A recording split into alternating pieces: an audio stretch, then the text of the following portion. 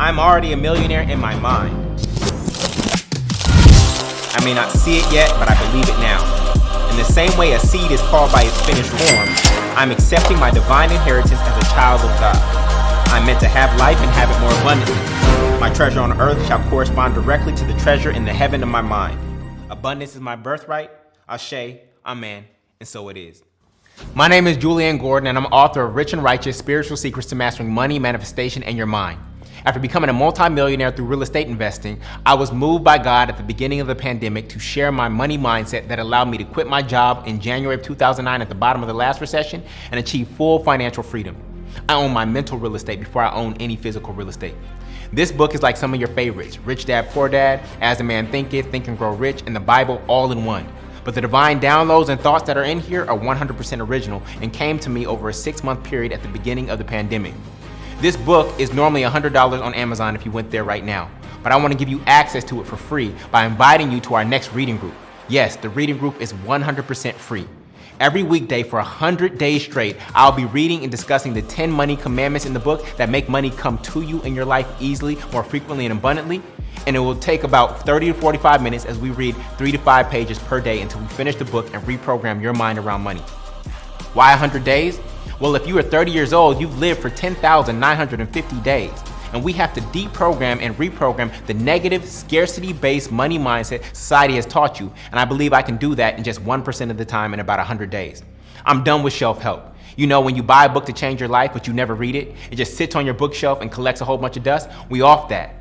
When is the last time you had an author actually read their book to you out loud because they cared about you getting the information in your soul? I'm not just here to get this book in your hands. More importantly, I want to get it in your head and your heart, because that's where the real transformation occurs, in the conscious and the subconscious mind.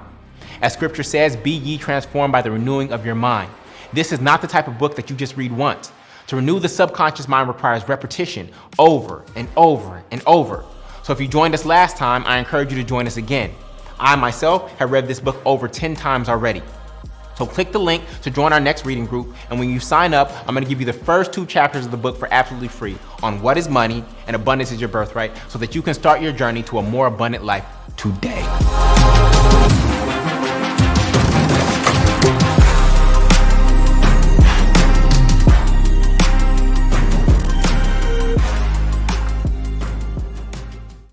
Rich Rising. Welcome to another day of Read Rich and Righteous. We're reading Rich and Righteous: Spiritual Secrets to Mastering Money, Manifestation, in Your Mind.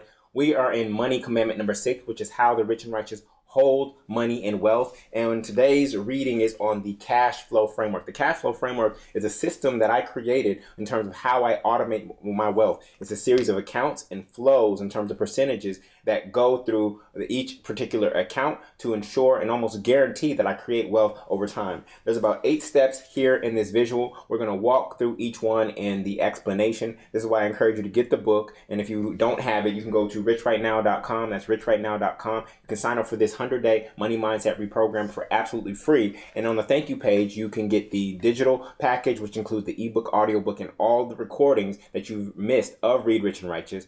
Or you can get physical copies of the book that also include the replays. And so that is there for you at richrightnow.com. There's wordplay in this book, as well as visuals like this that are really important, that don't come across as I read live. And so this is why it's really important for you to get the book if you haven't already got it. All right. So again, that's richrightnow.com. Go ahead and type in your consistency score. We are now on day 43. We're on day 43. We're making our way through week 9 of this journey. We are pushing, and it's been absolutely amazing. Yesterday, we talked about the fact that you are a bank. You are a bank. And so now we're going to set up your accounts in such a way that actually make money flow down different paths, right? So the money is coming from one source. This currency is coming from one source, which is the Most High, right? And now as it comes through, we need to channel it. We need to channel it to certain places to produce growth, to nurture those particular places. And so that's what we're focused on here in this particular reading. All right. So go to page 218. Go to page 218 and everybody type "I got it" when you were there. Type "I got it" when you were there, and let's get into it. All right. So we got quite a few pages today. So we're going to push and you will be able to watch this until Sunday. The replay will be up until Sunday because it takes some time to really establish these. Now, the homework is going to be for you to set this all up, but you're going to identify what you already have, right? What's not tied together, what is tied together, and then there may be some accounts that you actually need to go set up to actually complete this. So this could take some time to get this fully set up and automated, but once you do it, it's set it and forget it, okay? All right, you got it? Yes, type your consistency score. I see the 43s out there. Good, good, good. I see some high 30s, 33, 29. Good, good, good. Beautiful. And if you're new to this family, type 0 in chat. Go ahead and type 0 in chat. We want to welcome you. Whatever you track that you hear, whether somebody shared, somebody told you about it, or the algorithm got you here, we're just excited that you're here and on this journey with us. All right? Cool. So let's get into it. So we're reading the cash flow framework, and we're on page 218, and the scripture for the day is Luke 16, 1 through 2. There was a certain rich man which had a steward, and the same was accused unto him that he had wasted his goods. And he called him and said unto him, How is it that I hear this of thee? Give an account of thy stewardship, for thou mayest be no longer steward. Okay? So we are called to be steward. We don't own this money. We don't possess this money, right? We talked about not being possessed by our possessions, but we are stewards of it while we have it. And we are blessed with it by the Most High and how aligned we are with the Most High. And the better and better steward we become, the more money that comes unto us. And so that is our real work, is becoming a steward of that which has been given to us and that we've been blessed with. And so that's what this is about. And this particular servant could not give an account of the blessings that he received and how he multiplied those blessings. We are supposed to be fruitful and multiply what we have, what God has already given us. And so that is how we will be judged, right? Jesus cursed the fig tree for not bearing fruit, right? Judge a tree by its fruit. Some of you have been blessed with amazing soil, with roots, with all the nourishment, but for some reason your tree, the tree of your life, the tree of life, is not bearing fruit, and we have to understand why. And a lot of it has to do with the weeds that are in our thought mind in our life. Okay, so top of page 218. There is a systematic way that cash should flow to you and through you, and I've put it together for you in what I call the cash flow framework. The goal is to keep money in circulation, just like oxygen stays in constant circulation. This system's ultimate goal is financial freedom. Financially, that is when your passive income is greater than your monthly living expenses. Spiritually, that is when you are free from having to think about money and it no longer dictates your daily decisions, allowing you to keep your focus on God. All right? Everybody type, I'm focused on God. See, the goal is not to focus on money. You're here to focus on God. Okay? You're not here to focus on money. You're here to focus on God. We stay in tune with the Most High. And if we do that, right, if we seek ye first the kingdom of God and all his righteousness, then we know that all these things that we need money for will be added unto us. It will automatically be added. There's a sequence to success. And behind that sequence is a system. And I believe that this is the system to help you do it. Before we get to that point, we have to ensure that our financial foundation is set up for maximum success. I want to show you how I automate my wealth through a series of accounts at a few different banks. The only reason we are using banks is for safety and security until we have identified the best ways to give the cash consciousness. So yesterday we talked about you are a bank, right? We only use the banks as temporary holders, right? Because of the FDIC insurance, we're using them as temporary holders. We don't want you to put it under your mattress, your house catches fire, then the money's gone. Right? And so we're only using banks for the safety and security, right? But that's not the ultimate goal, is for the money to be safe and secure. The money is supposed to be in flow. You can replace some of the banks with assets that I outlined in the value holder hierarchy in the last chapter as well. Follow the system in steps below to begin circulating money through your personal economy the right way. All right? So again, here's the beautiful visual of how it works, and we're going to talk through that now. All right? Step 0, your cash pot is your current checking and savings accounts. Most of you have that already. This is step 0 because it already exists. We will call this accessible bank number one. Accessible bank number one. This is where most people's personal financial system ends. All their money sits in one account, not working for them, earning minimal interest, right? We talked about the interest rate on a savings account being 0.03% and taking 2,400 years to double.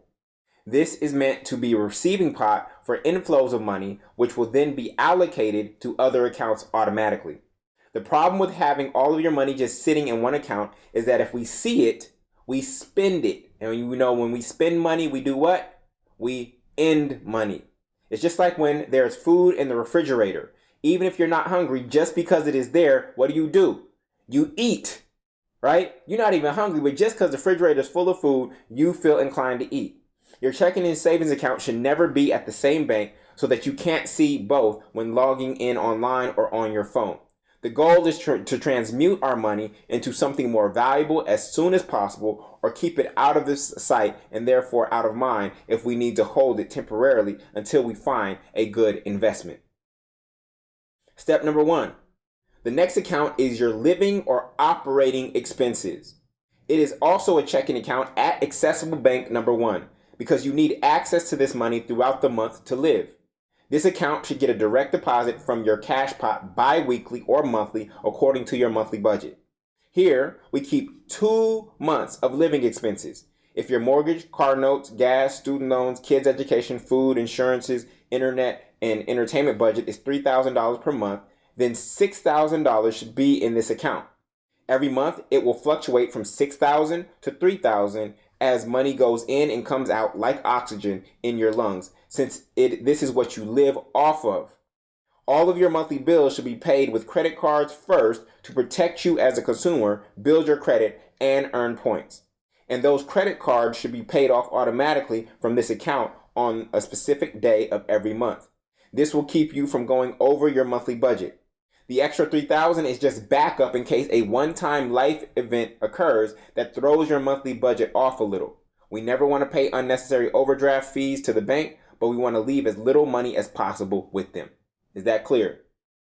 Okay, so 2 months of your operating expenses. So yes, that means you need to go look at the past 3 months, right, and see how much you've actually spent, and you need to average that out, right? So let's say you spent $4,500 one month, $4,000 another month, and then $3,500 the next month. The average is $4,000. So your operating expenses are around $4,000 a month. So for you, this account would have $8,000 in it when it's topped off. And then during the month, from the 1st to the 30th, it's going down from $8,000 to $4,000 as you're living off of that. You're paying all these expenses. The other $4,000 is just buffer in case a one-time life expense occurs, like your radiator breaks down on your car and now you have to pay $1,500 to get that fixed, right? That buffer is just there, right? Because we don't want to go into overdraft fees or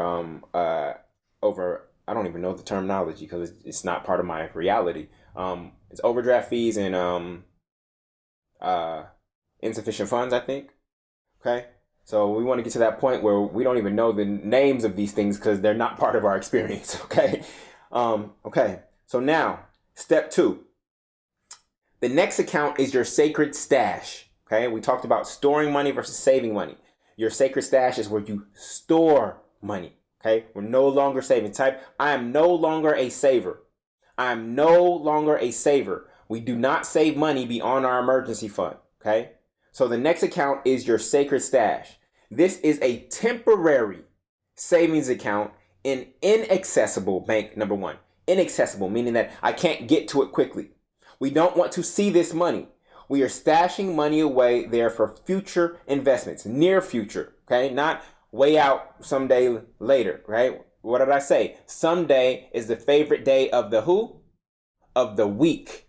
Someday is the favorite day of the week. W-E-A-K. Weak people, someday is their favorite day. Okay. So these are not future investments as in way out there. It's in the near future. We're actively looking for the next investment. The goal is to invest this money, not earn interest from the bank. Okay. The goal is to invest this money, not earn interest from the bank. At least 10% of all receivables that go into the cash pot should go into this account no matter what. So if you and your significant other make $4,000 a month each and $8,000 a month is going into the cash pot, then $800 should go into your sacred stash. You are tithing to yourself. Okay? They only told you to tithe to the church. No, we know that where's the temple? The temple is here. You tithe to yourself. Okay? At least 10% of all receivables that go into the cash pot should go into this account no matter what. This is how you tithe or give 10% to yourself first. If your income is fluctuating, then this has to be done manually every month, since banks only allow you to automate a certain amount rather than a percentage of what comes in. Okay, so for those of you who are entrepreneurs or whatnot, one month is 10,000, the next month is 6. You're gonna have to do this manually every single month. And we have a habit or a ritual where we calculate our net worth and our cash flow every single month. And so this is the time where you would do that transaction. Okay. If your income is consistent, we're on page 221 in the middle. If it is consistent, then the direct deposit can be automated. In addition, any true profit, okay, true profit after your emergency fund is filled also goes into this account. And any 50-50 match from a fund expense goes into this account too. So what do I mean by true profit? Remember, for a company or a business, a company's profits is its revenues minus expenses equals profits, or profits or income. But what the American dream has taught you is that your salary is your income. No, your salary is your revenues. Okay. So your salary, we just did an example of a couple making $4,000 each. That's $8,000. Their revenues is $8,000. Now, if their living expenses are $6,000, then their true profit every single month is only $2,000. That $2,000 goes into this sacred stash. So in addition, any true profit after your emergency fund is filled also goes into this account, and any 50-50 match from a fund expense goes into this account. So what is the fund? The fund is when you know you are consciously about to spend money on a liability. So, or something that doesn't appreciate or actually add value. So, for example, you're going to spend $2,000 on a furniture set, right? Or even a vacation. If I'm going to do something for fun, then I need to match that, right, with an investment. So if I spend $2,000, I can only go on that $2,000 vacation when I actually have $4,000 because I'm putting another $2,000 as an investment. So if I'm going to eat an apple now, I'm actually going to plant a seed for an apple tree in the future at the same time. This is how you guarantee that you never go broke, right? So you don't just go on that vacation once you get the $2,000. You actually need $4,000 so that $2,000 can go towards the fund, and then the other $2,000 could go into your sacred stash for a future investment. Is this making sense? All right. So any 50-50 match, that's the 50-50 match from a fund expense goes into this account too. As this account fills, we are actively looking for ways to give this cash consciousness through the right deal and right timing. All right. Step 3. And these steps actually match the numbers on the chart. Okay. The steps match the numbers on the chart. But are y'all with me? Type I got it if you got it. Type I got it if you're still with me. All right. Step 3. Now we want to look at our primary revenue stream number 1. Your primary revenue stream will likely be your after-tax salary. We want to always explore ways to increase that. If you have a job, your options include asking for a raise, finding a higher paying job, working overtime, and increasing your sales commissions. If you have a business, your options include getting new customers, increasing prices, upselling existing customers, and increasing customer retention. Those are really the only ways to increase your wealth, family. Those are really the only ways to increase not your wealth, but the inflow, right? In terms of active income. These are the only ways to do it. And so we want to turn to that because that is what is initially filling the cash pot and actually gets all of these particular accounts to top off where they need to be, like your emergency fund. We have to fill that first, and that's step number 4. All right. So some of you have been just waiting for your employer to honor you and at some point give you a raise because you just perform well. I encourage everybody here who has a job, who knows that they've been showing up and doing amazing for the organization that they work with. Remember, we don't work for organizations, we work with them. I encourage you to go ask for a raise. What's the worst they could do? Say no. If you've been at a static salary, yet you've been performing for a period of time, go ask for a raise, family. Go ask. It will not hurt you to do that. Stop waiting for other people to give you your value. Instead, claim your value. Okay? Now, if you ask for $30,000 more and they say no, then maybe either you aren't able to articulate your value or they can't actually afford you. And if they can't afford you, if you think you're worth this, but they can only pay you this, then you may have to find another opportunity. Okay? But we're not going to sit here passively and wait for somebody to say, hey, we'd like to give you a raise. Companies aren't doing that in the way that they used to at this moment in time, in this stage of the economy. All right? So step number 4. The next account is your emergency fund.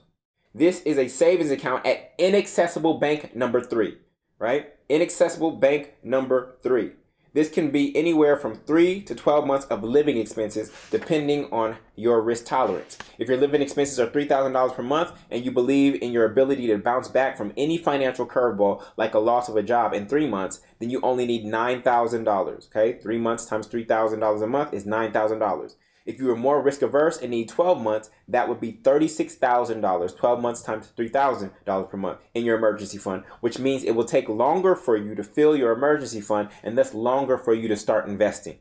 Everything that comes into your cash pot, minus your living expenses, minus the 10% to your sacred stash, should go towards filling your emergency fund first to the level that you desire. When I quit my job January 9, 2009, January 9th, 2009, I had a 6-month runway. My living expenses were $3,000 a month, right? I was single, living in Brooklyn, New York, had an apartment, had a roommate, had some student debt, no other debt beyond that, and some living expenses, right? Subway card. So my living expenses weren't crazy.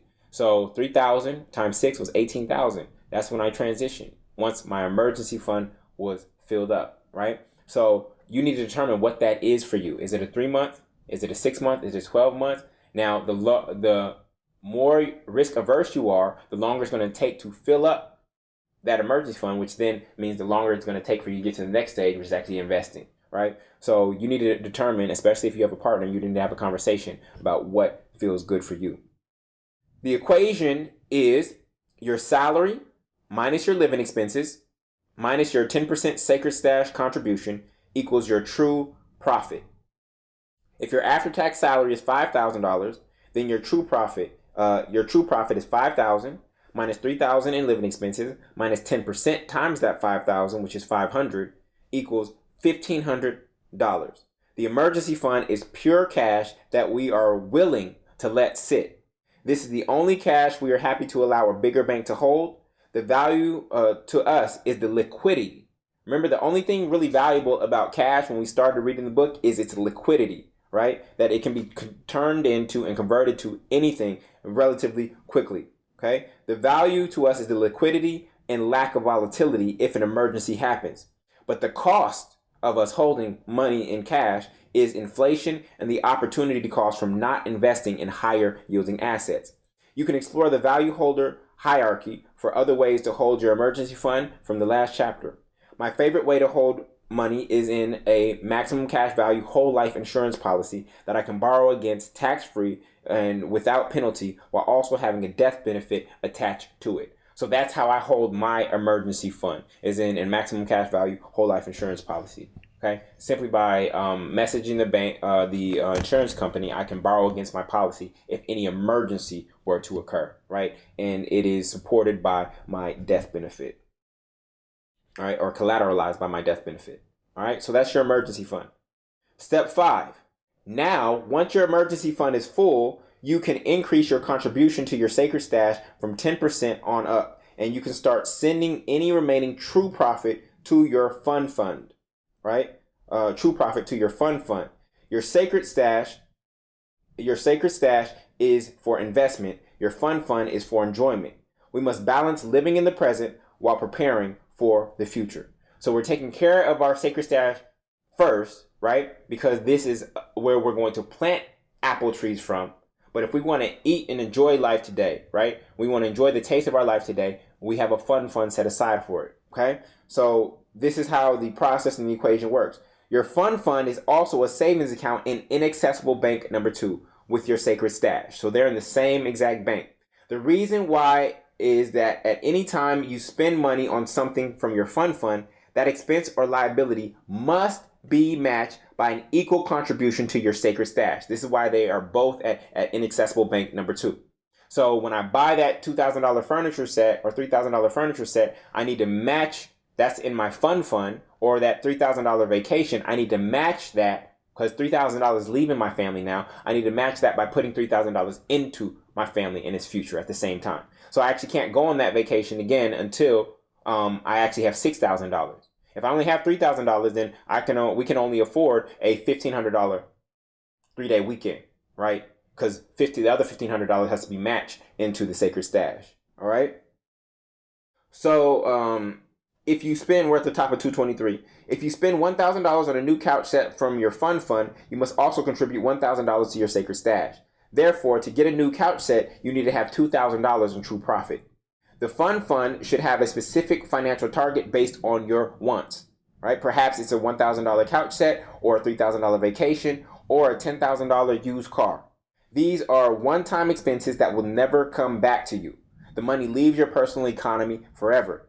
Enjoying the fruits of your labor is okay, as long as we plant seeds that will bear more fruit in the future too. Enjoying the fruits of your labor in the present moment now is okay, as long as at the same time we plant seeds that will bear more fruit in the future too. Okay, I'm going to highlight that. Same time. That's the key to this equation. So if I see that I have $10,000 in my sacred stash, it means that I also had $10,000 dedicated to just fun. Where I just circulated the money. It wasn't about buying an asset and making an investment. I just got to enjoy that money. All right. Step 6. Now that the system's pre-investing stage is set up, we want to add more revenues into the system through a secondary active income stream. Doing so will help us accelerate how quickly we fill our operating expenses and emergency fund accounts to get in a position to start investing from our sacred stash. This revenue stream usually starts as active income too, meaning that you are still trading time for money. You want this to be something that has no to low startup costs and can produce positive cash flow within 30 to 90 days. It may be working extra hours at your current job or moonlighting to make some more money at a second job. If you are more entrepreneurial, it could be a side hustle based on something you already know how to do from your job, or another skill like gardening, fixing phones, catering, or a side hustle where you leverage an existing platform like Uber or Airbnb. We are looking for immediate cash. We're not looking for a long-term investment startup business, right? We're looking primarily for an existing business model that we can simply step into. It's not always about creating revenue streams, and sometimes you can just go jump into a revenue stream. It's not always about creating a new revenue stream, right? Sometimes you can jump into one. It takes a long time to actually build the Panama Canal, right? To create that stream, it took a long time to build that. Whereas there may be something else that you can already jump in. Now, there may be other people who are already in there as well because it already exists, but you might get to the cash faster, right? An additional way that you can bring money into the system without compromising your joy and peace will help you get to the investing stage where we can begin acquiring cash flowing assets that appreciate and generate passive income. All right. So we're looking for a secondary active income stream, right? To add on to our primary, which is likely our job or our business. Okay. Step 7. Active income stream number 3 may develop from secondary active income stream number 2. Okay. Where it is started out as a side hustle, but it's working and worth your time. Active income stream number 3 actually may cannibalize active income stream number 2, and it may cannibalize your primary stream of income, which is your job or your current business, because you see a potentiality there.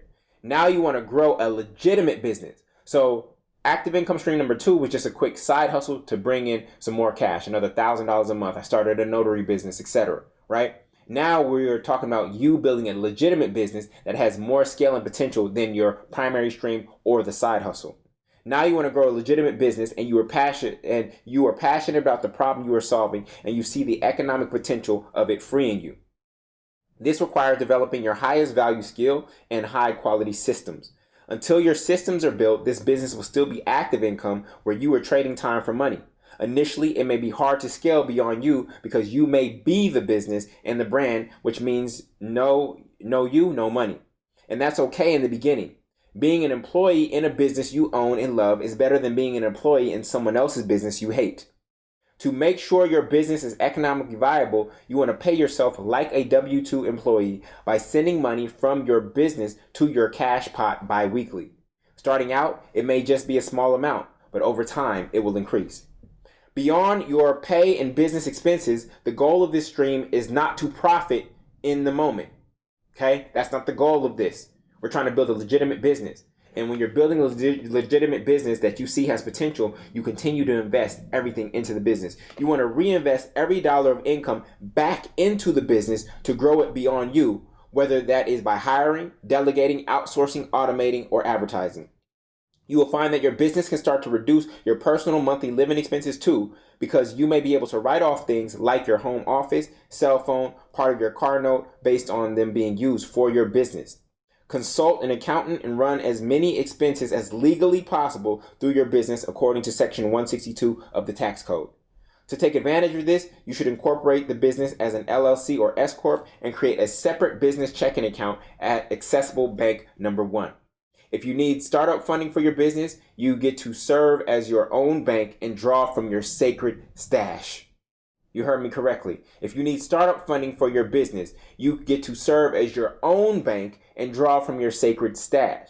Okay? So rather than investing in an asset outside of yourself, you're actually investing in an asset that you own and control, which is your business. Investing in yourself and what you're building is typically the greatest investment you can make.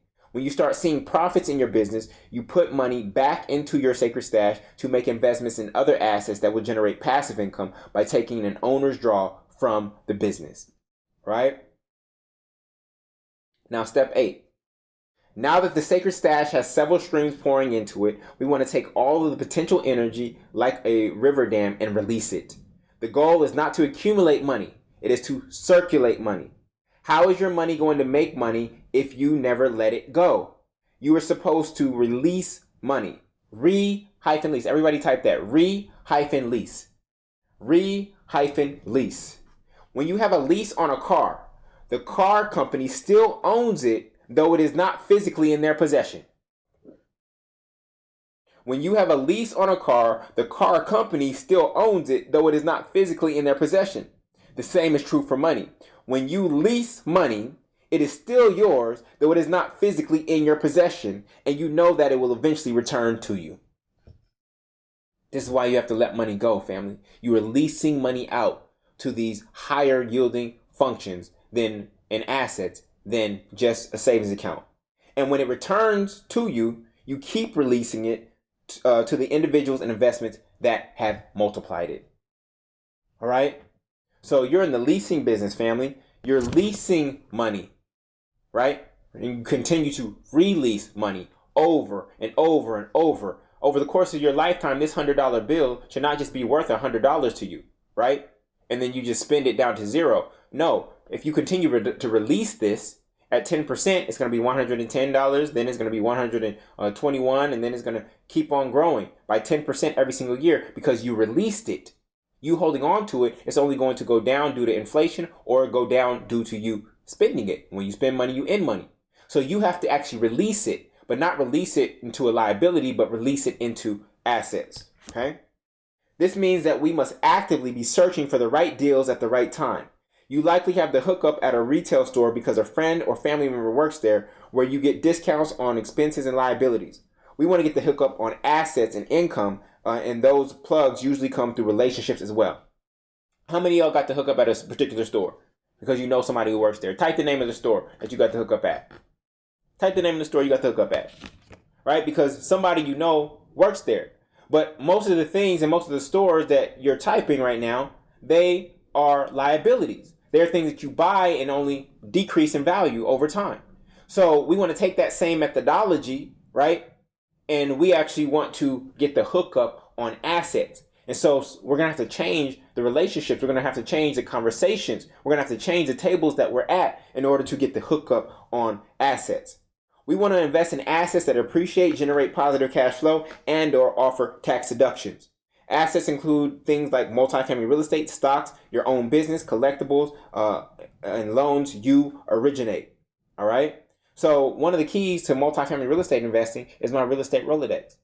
In New Orleans, for example, I have 3 real estate agents. I don't have one, right? In addition to those real estate agents, I know wholesalers, I know contractors, I know lenders, I know other owners. So I have access to deals before they ever hit a website because it's a relationship game. That's how you get to the cap table that Jay-Z talks about, where you can make an equity investment in something. You're not going to get to the cap table just sitting behind your computer, right? It comes through relationships. Hey, you want to get in on this deal? I know you got the bread. I know you're looking for something like this. You want to get in on this deal. Now, we have to do due diligence and have discernment, right? We have to be able to evaluate those deals properly, right? That's the next step. But ultimately, we at least want to be getting asked to come to that table, right? And then we ask the right questions and get the right information to make that investment or not. Then we take those rents, interest payments, dividends, and capital gains and put them back into the sacred stash while we wait for another deal. And we repeat this process over and over and over until our passive income is greater than our cost of living.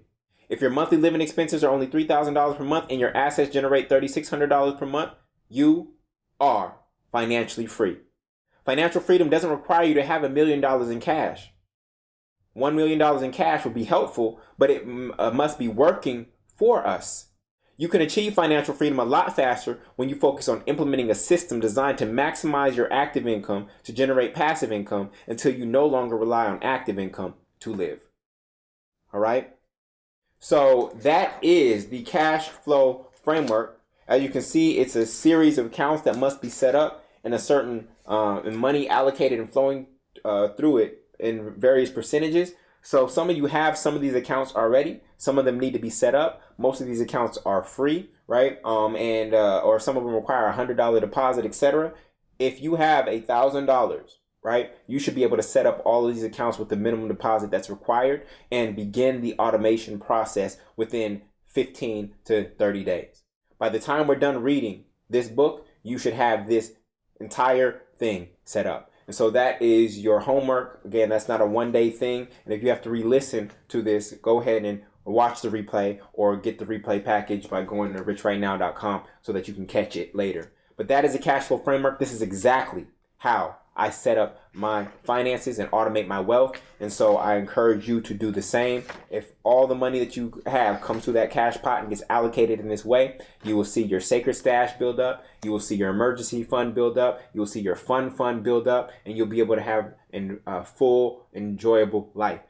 Jesus said, I am come that they might have life and that they might have it more abundantly. We're meant to be great stewards of the money that we are receiving. And regardless if you're receiving $3,000 a month or $30,000 a month, setting up this system will ensure and guarantee that you create wealth over time. All right? So I know that's a lot, family. This is one of the most action-oriented chapters. You actually have to get out of the book to execute on this. You have to get out of your mind to execute on this. But that is your homework between now and the end of this reading. Okay? So with that, I want to say be God to yourself, meaning love yourself as God loves you. Right? Be gentle with yourself. God is gentle with you, family. God is not some harsh God with a whip and in the sky. No. Love yourself as God loves you. Always ask yourself, how does God see me? God always sees the best in you, just like the prodigal son. Right?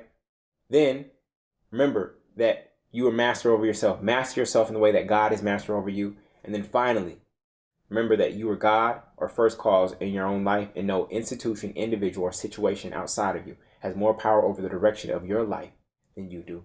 All right, family, when we come back tomorrow, we will be reading the section on one source with multiple streams. One source with multiple streams. I'm excited about that chapter, so pull up 8:30 a.m. Eastern Standard Time every single weekday, and I'll see you then. Much love. Peace. What's up, y'all? It's Jullien from the Multifamily Movement, and this is my community behind me. It's 300 of us out here in Baton Rouge for our tour of our commercial properties, our flips, our vacant lots. We're also raising money just to build this real estate portfolio collectively through group economics. So it's so beautiful to see everybody here. We 6 buses deep. This is also our building behind us at Legacy on 14th Street. So this is real estate in real life, and this is real people. This is not just some online community or course. We out here really doing it together as a collective. So this is family, multifamily movement in the building. Everybody say multifamily on 3.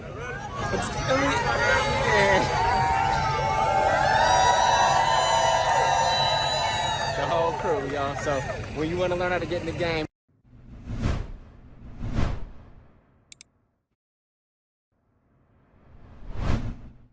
much love. Peace.